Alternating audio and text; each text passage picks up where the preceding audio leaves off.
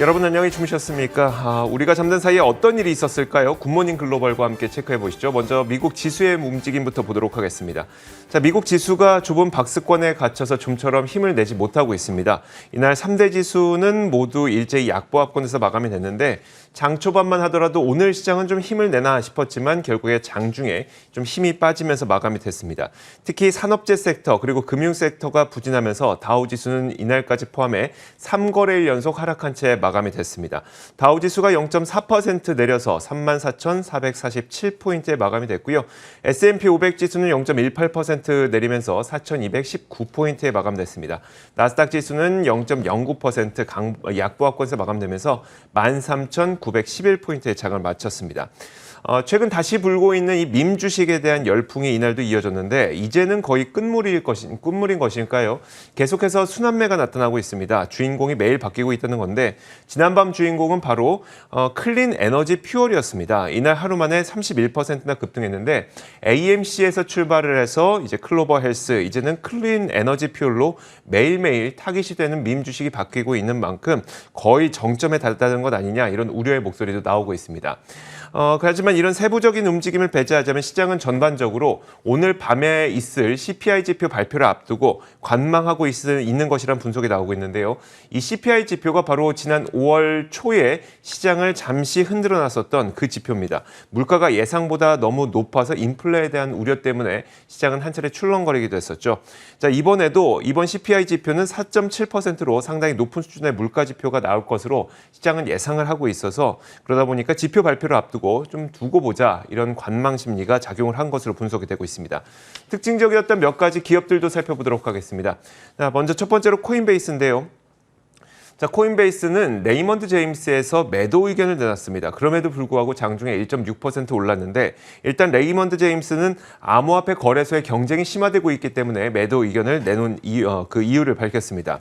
자, 하지만 그럼에도 불구하고 최근에 다시 하락했던 비트코인 가격이 지난 밤 사이에 좀 크게 반등하는 모습이 나타났죠. 이런 것들이 주가 상승의 요인으로 작용한 것으로 분석이 되고 있습니다. 자, 이어서 아베크롬비 앤 피치도 보도록 하겠습니다. 아베크롬비 앤 피치는 의류 기업으로 여러분들에게도 과거에 굉장히 인기가 많았었던 그 브랜드로 기억을 하고 계실 텐데요. 자, 아베크롬비 앤 피치에 대해서는 제프리스에서 보유 의견에서 매수 의견으로 투자 의견을 상향 조정했습니다. 그 이유는 브랜드 가치는 높아지고 있는데 월가에서는 저평가되어 있다는 이유를 들고 있고요. 덕분에 0.9% 상승한 채 마감이 됐습니다. 자, 이어서 틸레이도 보도록 하겠습니다. 자, 틸레이는 며칠 전에 새로운 의료용 대마 브랜드를 내놨습니다. 심비우스라고 하는 그 브랜드인데 이 브랜드를 런칭한 이후에 상승세가 지속이 되고 있는데요. 하지만 이 틸레이 역시 밈 주식 열풍과 좀 연관이 있는 기업입니다. 그러다 보니까 이에 따른 상승도 좀 포함되어 있는 것으로 해석이 되고 있습니다. 어쨌든 틸레이 주가는 지난 밤 사이에 6% 가까운 급등을 보이면서 마감이 됐습니다. 자, 상품 선물 시장의 움직임도 보도록 하겠습니다. 자, 상품 선물 시장 오늘은 가장 첫 번째로 10년물 국채 금리를 보도록 할 텐데요. 10년물 국채 금리가 오늘 밤에 발표될 CPI 그 지표 발표를 앞두고 금리는 초비의 관심사를 보이고 있습니다.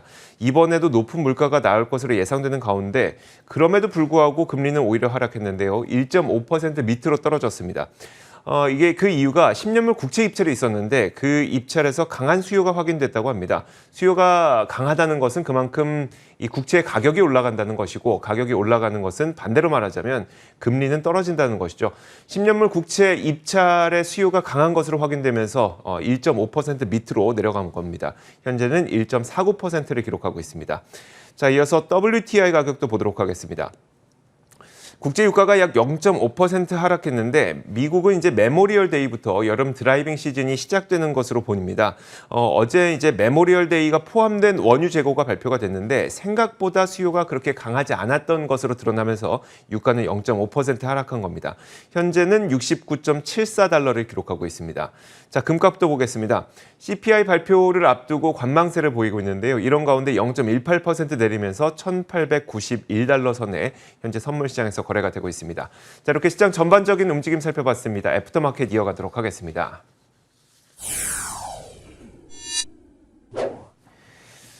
자, 애프터마켓입니다. 오늘도 로제타 투자자문 US 백조스탁 운용본부 최진석 본부장과 함께하도록 하겠습니다. 어서 오세요. 안녕하십니까. 네, 안녕하세요. 자, 첫 번째 키워드부터 한번 공개해 보도록 하죠. 첫 번째 키워드는 바로 이겁니다. 밀당 10일째라는 키워드를 선정을 해주셨어요. 근데 이게 누가 누구와 밀당을 하고 있다는 것인지 좀처럼 감이 잡히질 않는데 어떤 내용일까요? 뭐 미국 증시가 우리랑 이제 10일째 좀 밀당을 이어가고 있는 것 같아요. 네. 이런 모습을 보여주고 있는데 무슨 말이냐면은 S&P 500 지수가 이 기간 동안 지금 신고가 1% 이내에서 계속해서 마감을 하고 있습니다. 하지만은 기록을 경신하지는 못하는 다소 좀 지루한 장세가 이어지고 있는데요. 그렇다면 이제 궁금해지는 것이 이렇게 따분한 장세 후에 이 역사적으로 성적표가 어땠느냐 쪽으로 좀 모아질 것 같습니다. 이와 관련해서 LPL 파이낸셜에서 어제까지 1950년 이후에 9일 이상 신고가의 1% 이내로 근접을 했지만은 기록 경신을 못한 사례가 9차례 있었다라고 얘기를 했는데요. 하지만 이제 과거의 이 따분한 장세 이후의 성적은 1개월 평균으로 지수가 1%밖에 오르지 못했고 6개월로 보더라도 2.8%로 상승폭이 굉장히 제한됐었다라고 합니다. 즉 LPL 파이낸셜 이 기관에서는 재미없는 장세가 이어지는 것이 시장을 매도해야 할 이유는 아니지만은 전고점을 못 뚫었다라는 의미가 결국은 이후에도 당분간은 지루한 장세가 이어졌음을 뜻한다라고 전했는데요. 또 비스포크 인베스트라는 이 기관에 따르면은 오늘 이제 4일째 신고가 0.15% 이내에서 거래가 되면서도 신기록을 못 냈던 그런 장세가 이루어졌습니다. LPL에 따르면은 3일 연속으로 이런 이 장세가 이어졌던 것이 지난 1964년 딱 한 번 있었다라고 하거든요. 근데 이때도 이후에 6개월간 S&P 500 지수가 2.6% 오르는데 그쳤기 때문에 비슷한 또 결과가 나왔었다고 합니다. 한 번 지루하면 앞으로도 좀 지루하다라는 건데 아무래도 이제 오늘 밤에 발표될 이 CPI 지표 발표를 앞두고 시장에서는 굉장히 경계심을 드러내고 있는 것 같아요. 그러다 보니까 이런 지지부진한 움직임이 나타나는 것 같고 반면에 중소형주는 좀 활발하다면서요. 그렇습니다. 이제 시장의 좀 전반적인 경계 심리를 드러내는 그런 이 흐름이라고도 보여지죠. 네. 중소형주 위주의 러셀 2000 지수가 물론 이날은 좀 하락하기는 했지만은 전일도 그렇고 그 전날도 그렇고 1% 이상 상승을 하면서 전체 이제 메이저한 지수 대비해서는 굉장히 좀 아웃퍼폼한 장세를 이어가고 있었습니다. 그리고 이제 지난 10거래일간의 러셀 2000 지수의 일평균 변동폭을 이제 단순 평균을 내봤더니요, 0.55%로 나오면서 최근에 이제 주요 지수의 변동폭보다는 그래도 좀 굴곡이 있는 그런 장세가 또 이어졌습니다. 결국은 이제 CPI 지표 발표를 앞두고 시장 전체에서 대형주 아니면은 시장 자체에 대한 배팅을 좀 꺼리고 있는 상황이다라고 해석이 되는데요. 그러다 보니까 이제 이른바 밈 주식에 대한 열풍도 계속되고 있는 것 같습니다. 다만 이제 러셀 2000 지수 같은 경우에도 역시 지난 3월에 작성했던 역대 최고치 경신을 못하고 있는 그런 상황이거든요. 결국은 지금 이제 5월 CPI 지표 발표가 실제로 다가올수록 시장에서는 이게 결국 이 소문난 잔치였을 것이고 이제 이 별로 먹을 거는 없을 것이다. 시장에 그다지 충격은 되지 않을 것이다라는 또 전망도 조금씩 나오고 있거든요. 그런 만큼 지표가 실제로 나오고 나서 시장이 좀 안정화될지 좀 더 지켜봐야 될 것 같습니다. 그러니까 지난주에 발표됐었던 이 고용 지표와 비슷한 분위기가 되지 않을까 싶기도 해요. 그러니까 고용이 너무 좋으면 또 인플레이션에 대한 우려, 고용이 별로 좋지 못하면 이제 경기 회복에 대한 우려, 이런 것들이 작용하는 만큼 물가도 너무 높아지지만 않는다면 골디락스 물가만 나온다면 또 시장은 안정화될 가능성도 있겠네요. 네, 그것도 그렇고 이제 4월의 CPI 지표에서도 저희가 확인을 했었듯이 항목별로 이 시장에서 좀 많이 따져볼 것 네. 같아요. 왜냐하면은 이게 결국은 구조적인 인플레냐 아니면은 정말로 뭐 경제 리오프닝과 관련을 해서 일시적으로 수요가 급증한 그런 섹터에서 가격이 상승한 결국은 이제 일시적인 인플레임을 그렇죠. 좀 입증하는 지표가 될 것이냐 이 부분으로 또 시장의 초점이 좀 맞춰질 것 같습니다. 알겠습니다. 자, CPI 지표 한번 관심 있게 한 번 정도가 아니죠. 이건 진짜 관심 있게 좀 봐야 될 것 같습니다. 오늘 밤에 나오니까요. 이 CPI 지표 꼭 체크하시길 바라겠습니다. 자, 이어서 두 번째 키워드 공개하겠습니다. 두 번째 키워드는 바로 이겁니다. 2주 안에 팔아라. 두 번째 밈주식 열풍이 지금 한창 불고 있는데요. 하지만 이제 끝물인 것 같다는 분위기 혹은 끝물인 것 같다는 분석들이 좀 나오고 있어서 그 내용을 좀 전해드리도록 하겠습니다. 그러면서 CNBC에서는 2주 안에 이제 팔아야 된다라는 이 의견을 내놓고 있는 건데요. 자, CNBC에서는 1차 밈주식 열풍 당시를 통해서 이번에 불고 있는 2차 이 열풍이 거의 끝물이라고 분석을 했습니다. 홈페이지 상의 그림을 함께 보면서 이야기를 나눠보도록 할게요. 자, 밈 주식 열풍이 얼마나 며칠간이나 이어졌는지를 보여주는 그 그림인데요. 그 안에 보시면 게임스탑이 보이고 또 AMC도 보입니다. 며칠간 이어졌는지 보니까 게임스탑이 지난 1차 열풍 당시에 11거래일이 이어졌었고요. AMC는 9거래일 만에 피크를 찍고 이 하락세로 돌아섰습니다. 나머지 종목들도 뭐 9일에서 10일 정도면 이 피크를 찍고 이제 정점을 찍고 돌아섰는데 이번엔 그러면 어떠냐? AMC를 볼게요. AMC의 경우에는 거의 18일가량 이어지고 있습니다. 굉장히 그 열풍이 1차에 비해서 오래 이어지고 있죠. 며칠 더 갈지 아니면 여기가 끝인지 아무도 예측할 수는 없지만 만약에 이번에 그 주인공이라고 할 수 있는 AMC가 꺾이게 되면 나머지 뒤따라오고 있는 뭐 클로버 헬스라든지 나머지 기업들, 블랙베리, 뭐 배드베스앤비욘드 이런 것들도 더 일찌감치 꺾일 수밖에 없다는 겁니다. 또 한 가지 특징은 이제 골드만삭스에서 짚고 있는데 밈 주식 열풍이 끝물일 때 특징적으로 개인 투자자의 거래 비중이 줄어든다고 합니다.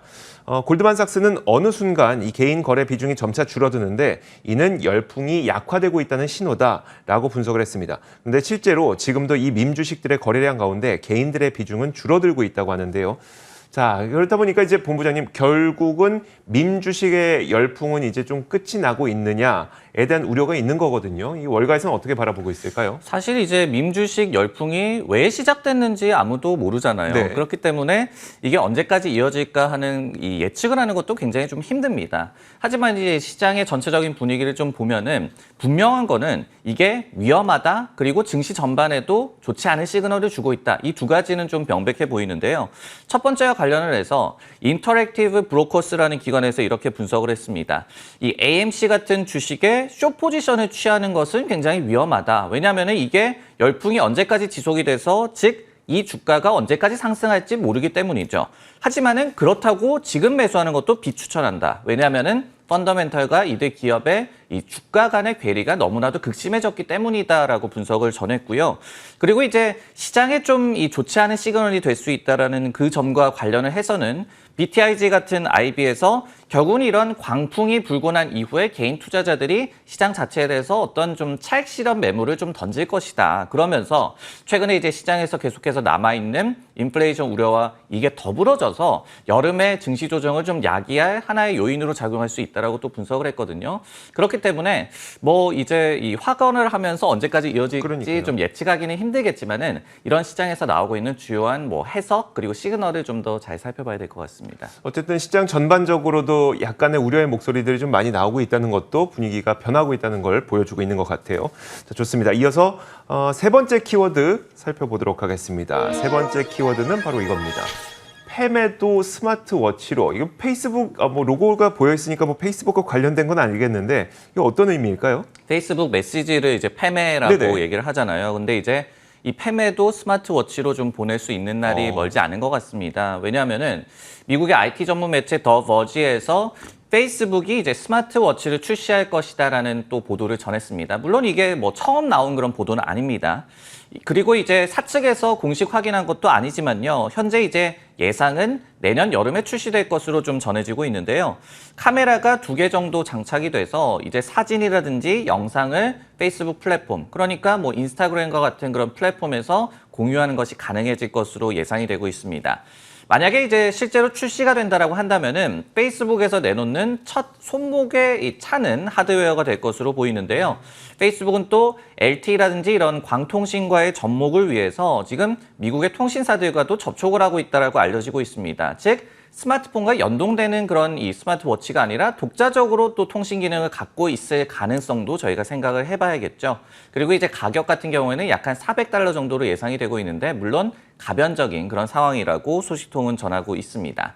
이 같은 보도 내용은요, 이 마크 저커버그 CEO가 더 많은 소비자용 기기를 만들겠다라고 좀 주창을 해온 것과도 좀 부합하는 그런 움직임이다라고 해석이 되는데 결국은 이제 페이스북도 애플과 구글이 결국 이 두 가지 이 안드로이드와 네네. 또 iOS 스마트폰 플랫폼을 장악을 하고 있잖아요. 이런 통제력을 좀 약화시키려는 그런 보관으로 좀 시장에서 해석되고 있습니다. 와, 페이스북까지도 스마트워치에 뛰어든다고 하니까 스마트워치가 정말 돈이 되니까 뛰어드는 게 아닐까라는 생각이 들어요.